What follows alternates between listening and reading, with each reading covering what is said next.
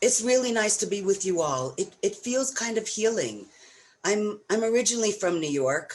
That's where my family is, and I kind of fled in order to find myself. And then it's such an irony to be invited back to New York on Pride Shabbat, because I think when you're like me and you're queer, and we're going to talk about that in a minute. That's the word I use. You're queer. There's something in your gut that makes you feel a little bit uncomfortable when around Jews and in Jewish synagogue, even if we're family. So I wanted to be brave enough to come in tonight to talk with you. And then I got a chance to meet some of you, beforehand. And I was like, oh yeah, these are my people. I forget.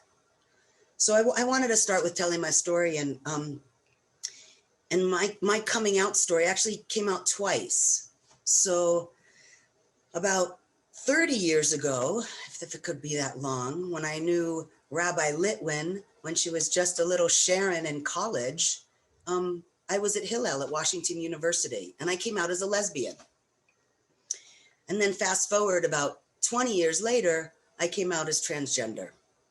So I've got a lesbian journey, I've got a gender journey. It's one of the reasons why I use the term queer. So we're going to clear that one up right away. It is Pride Shabbat. In fact, your flag that you put up, I don't think I've ever been in a synagogue and seen a gay pride flag, a pride flag. And I was like, wow, how welcoming, how loving. And just like every stripe in that flag that you showed has different colors, that's the flag of our community. Some people are gay men.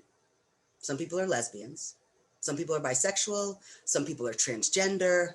We have a Q that we use for queer, which means overarching, and questioning. People who haven't figured it out, who they are, what they want to name themselves. Q.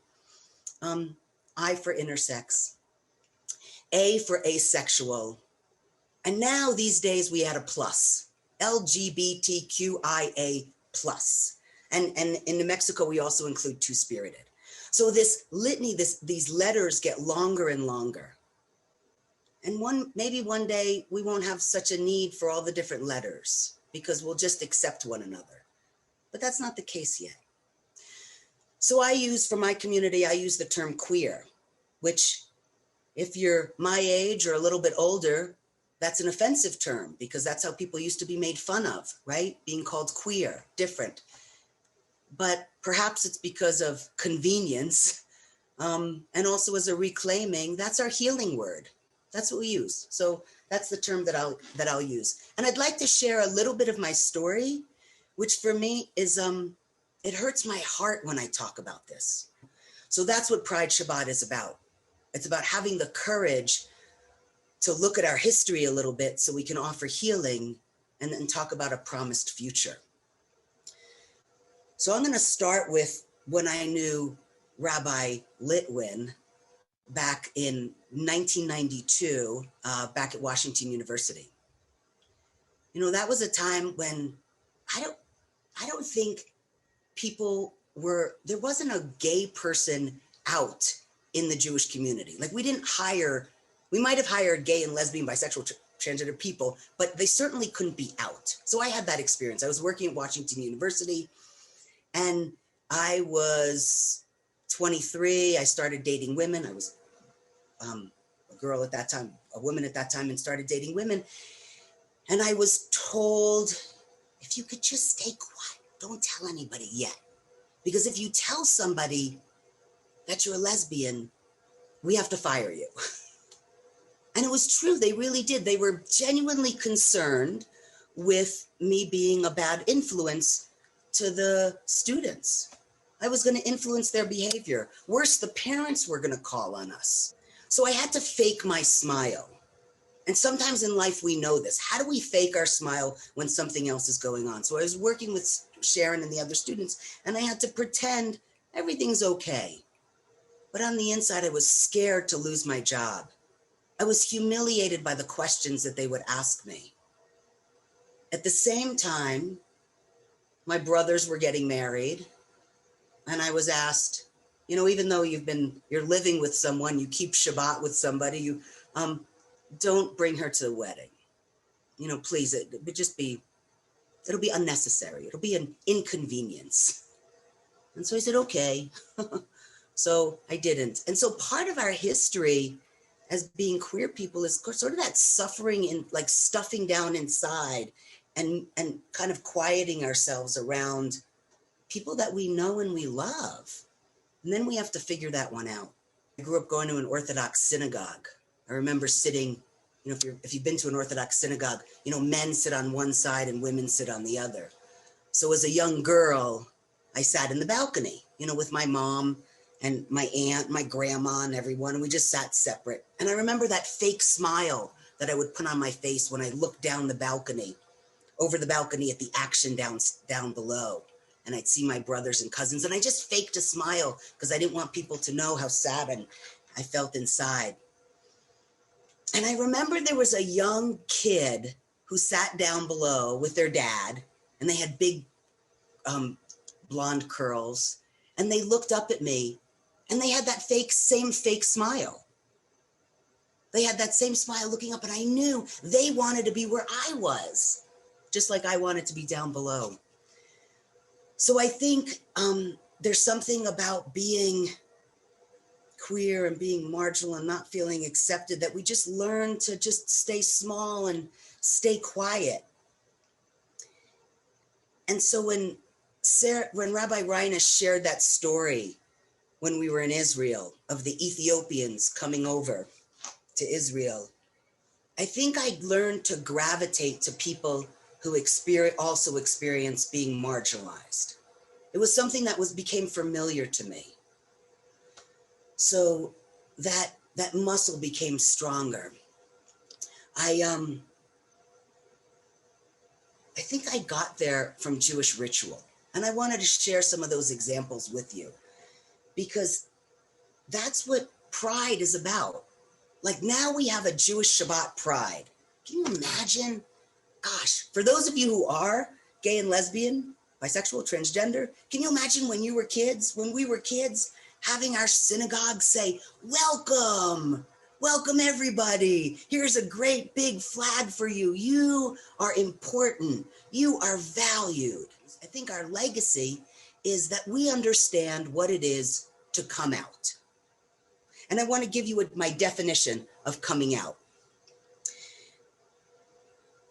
Coming out is when you've got something so true to yourself, so true that you say it out loud because you love yourself, even if it means grandma's not going to approve, right?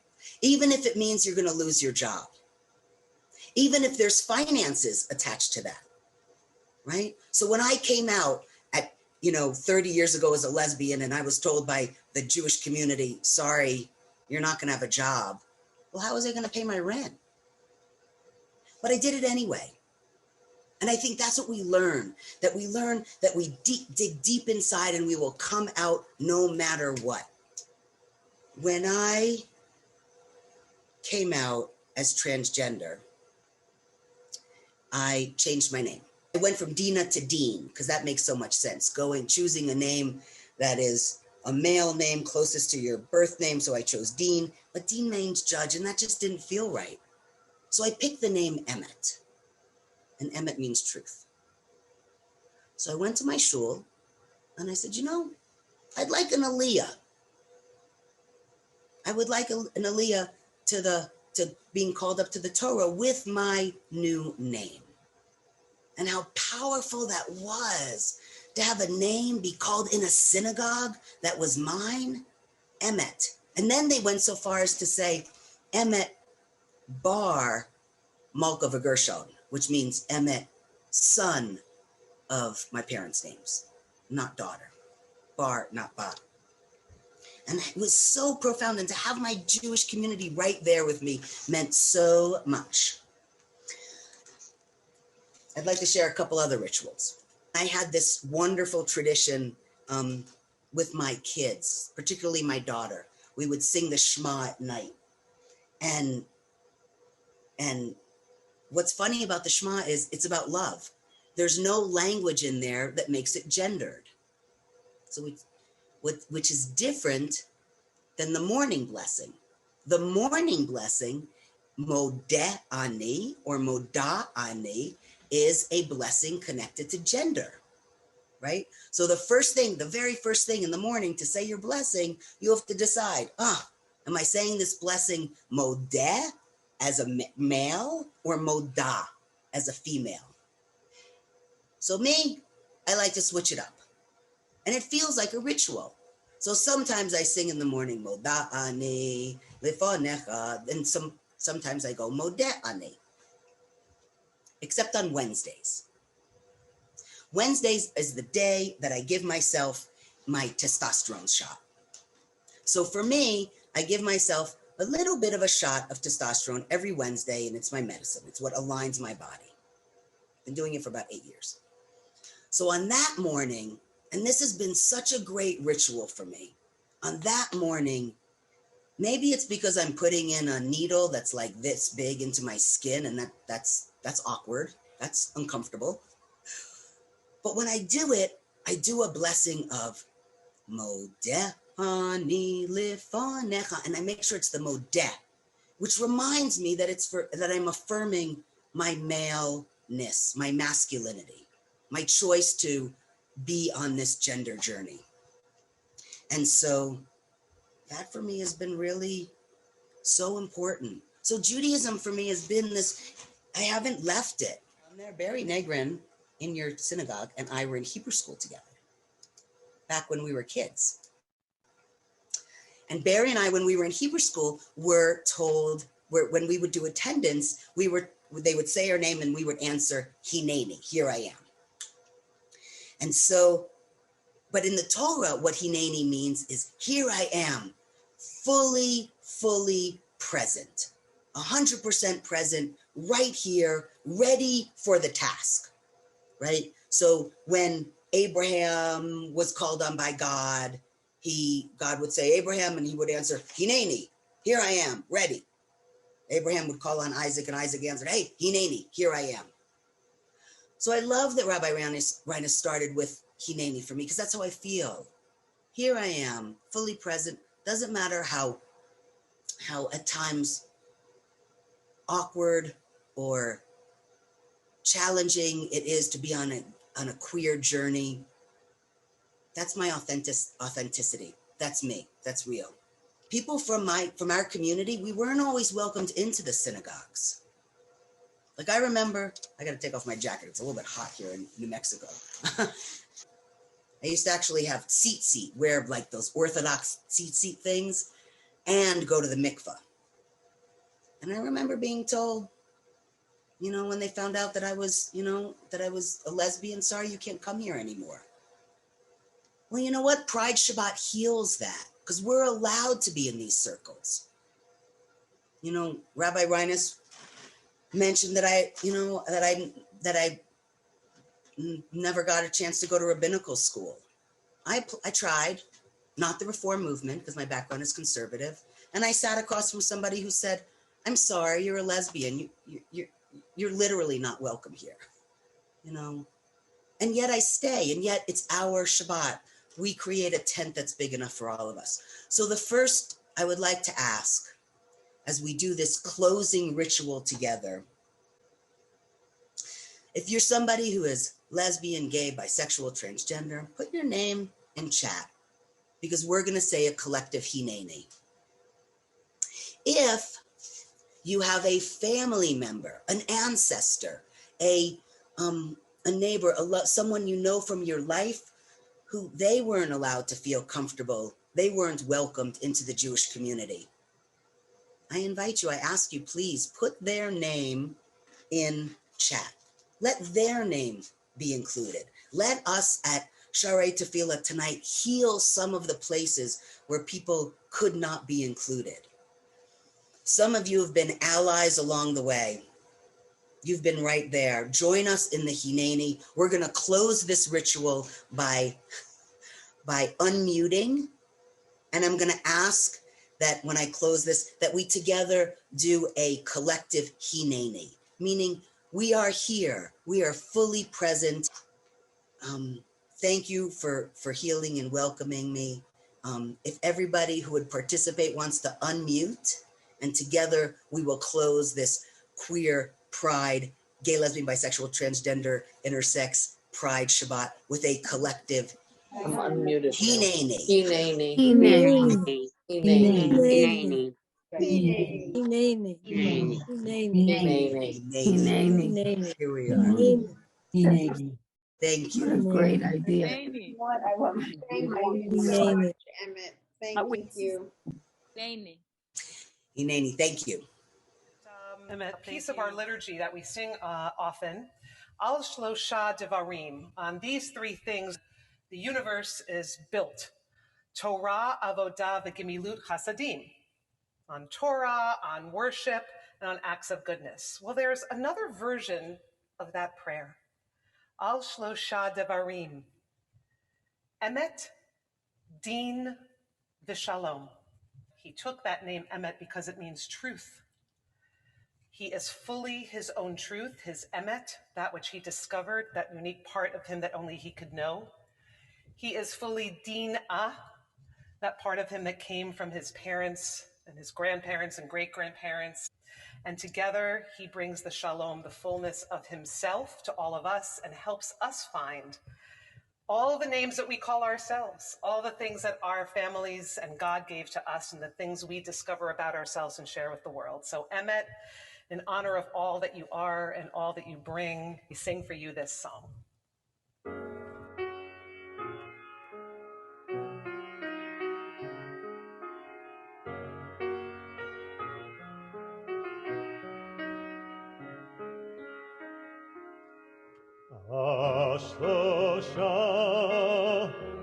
השלושה דברים העולם קיים.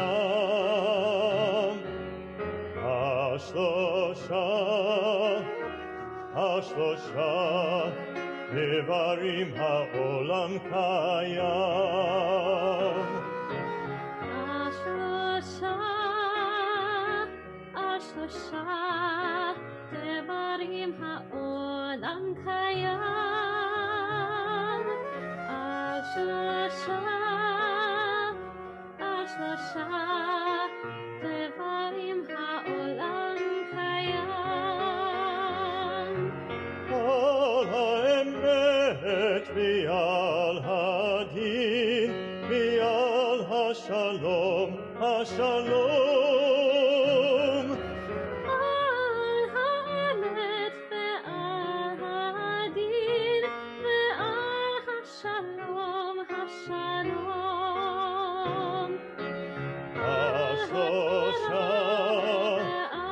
השלושה דברים העולם קיים.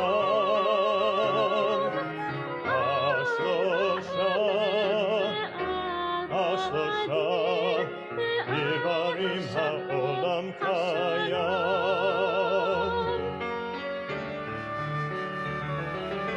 על האמת ועל הדין ועל השלום, השלום. על האמת ועל הדין ועל השלום, השלום, השלום, השלום.